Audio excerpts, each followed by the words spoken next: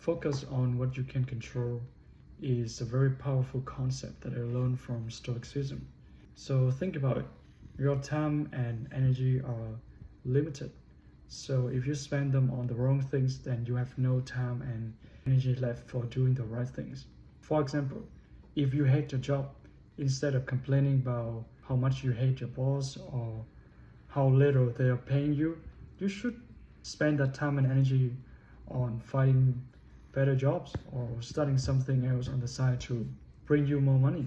You can never control how people react, how is the weather or the traffic, but you all can always control what's going on inside here, you know? And it's powerful because once you believe that, then you will feel in control of your life and you will solve the problems much better. So next time, if you have a problem, maybe ask yourself this question: is this something that I can control?